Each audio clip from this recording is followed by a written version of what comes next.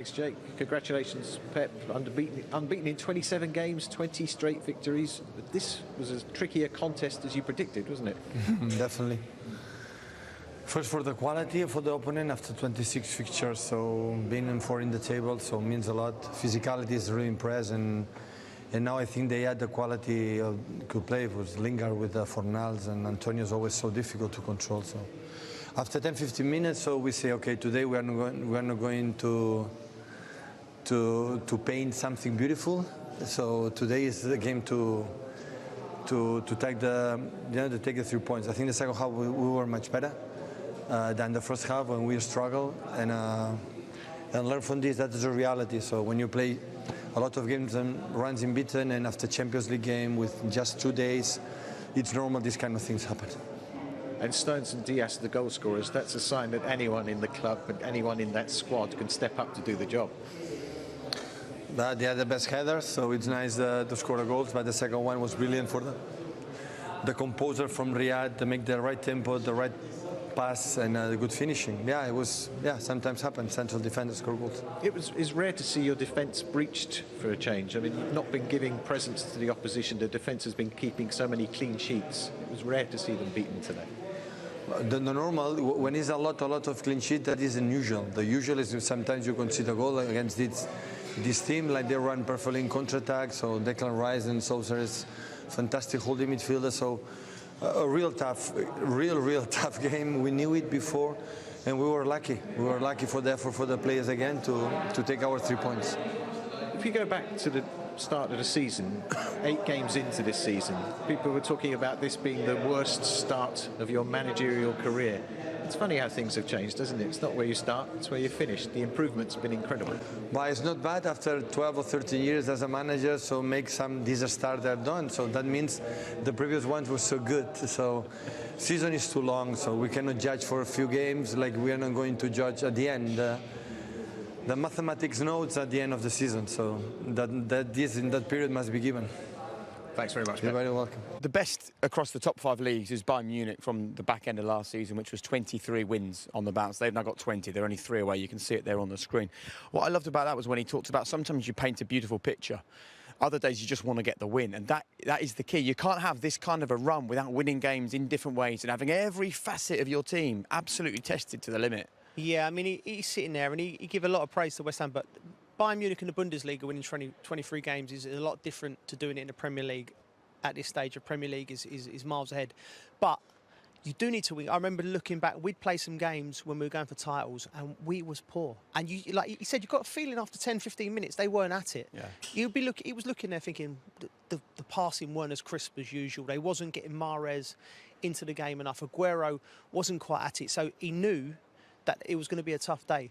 But you also know that you're going to always have moments of quality. Like, well, there's always going to be times when Mahrez is going to beat his man. Aguero might get away from someone. Yeah. But so as long as you get the basics and the fundamentals, you know, and that's what he's got with Stones and Diaz and Fernandinho, who looks like he's 21, not 35, in front of him. You get the fundamentals right. You look solid. You deal with it. Deal with the balls coming into your box as well, you know, which is what they deal with now. So all of a sudden they look infallible. Like you can't break them down. There's just so many things, and that breeds confidence, and then it also breeds teams coming here thinking, this is going to be and then it just keeps going on and going on, and you've got the perfect manager there to sustain that, because he's sustained it everywhere he's gone. He's been a consistent winner throughout his whole career. 20 wins in a row, and they made you work for it, even right down to the final seconds. Yeah, they did. A lot of credit to West Ham. We knew what they were going to come and do, and how they've been playing recently, the position in the table, it speaks for itself. I think, I give a lot of credit to them, and you know, gave us a great game today. And as you said, we had to fight right into the last few minutes, and it made it difficult. So really satisfied. I think at half-time we were a bit deflated of conceding late in the first half. Weren't at our free-flowing football like we used to, I suppose, in the recent weeks. But that's again how they set up against us, and I think we showed great character from half-time and during the second half. And if the strikers aren't scoring, then the defenders step up and do it. Try. Yeah, try and chip in, and you know, everyone's out there, and working hard, and some days it doesn't come off for the forwards. And today, me and Ruben chipped in, and I think that's part of us being such a good team and such a collective. In big games and in important games, everyone chips in, or maybe sometimes the person that you don't expect. Maybe me and Ruben today, it was that, and just glad to get 3 points and keep this winning run going. Yeah, you're right. It shows the depth and the quality throughout the side. But Ruben Dias has been remarkable this season, stepping in alongside you. It's been just bedrock, isn't it? Yeah, I said it numerous times, but you can only give credit to him for moving countries, new club, the way he's played straight away. Not just with me, with Jaime, Eric, whoever's played. He's been outstanding, and that's just down to him, and massive credit to him.